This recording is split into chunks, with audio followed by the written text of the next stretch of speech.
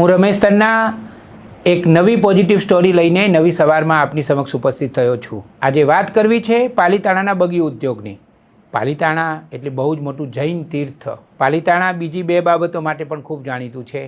એક છે હાર્મોનિયમના સૂર અને સ્વર માટે। આખા ભારતમાં પાલીતાણામાં હાર્મોનિયમના સૂર અને સ્વર બને છે, એ સૂરની નગરી પણ કહેવાય છે। બીજી બાબત છે બગીની। બગી આજે પણ ફેશનમાં છે। એક જમાનામાં તો બગી બહુ જ મહત્ત્વનો વાહન વ્યવહાર માટેનું સાધન હતી। અત્યારે તો લગ્ન પ્રસંગોમાં કે ધાર્મિક શોભાયાત્રાઓમાં બગીનો ખૂબ ઉપયોગ થાય છે।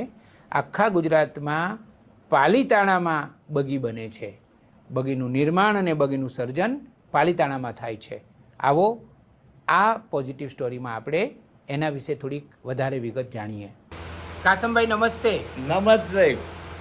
આજે બગી ઉદ્યોગ છે પાલીતાણાનો, એ બહુ જૂનો છે, જાણીતો છે। હા, તો એ અંગે મારે એક બે વાતો તમારી સાથે કરવી છે। બરાબર। કાસમભાઈ, તમે કયા સંજોગોમાં બગી બનાવી હતી એની માહિતી અમને આપો। આજથી 45 વર્ષ થયા એ સંજોગમાં બનાવી હતી।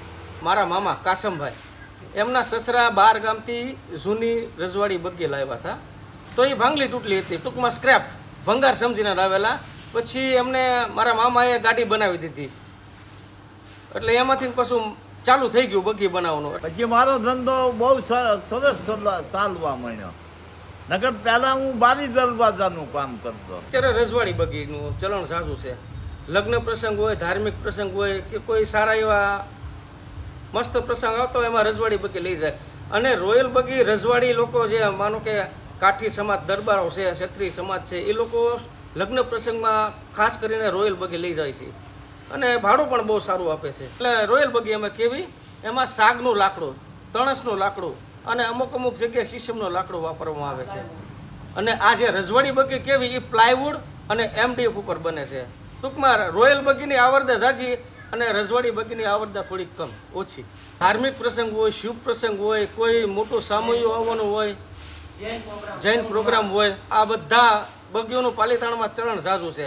એટલે બધા બગીઓ વાળાનું તળાટી રોડ ઉપર બધી બગીઓ જાય છે। પાલીતાણાના બગી ઉદ્યોગ વિશે જાણ્યા પછી એટલું કહેવાનું મન થાય છે કે ગુજરાત સરકારે ખરેખર ખૂબ ગંભીરતાથી આ ઉદ્યોગને ઉત્તેજન આપવાની જરૂર છે।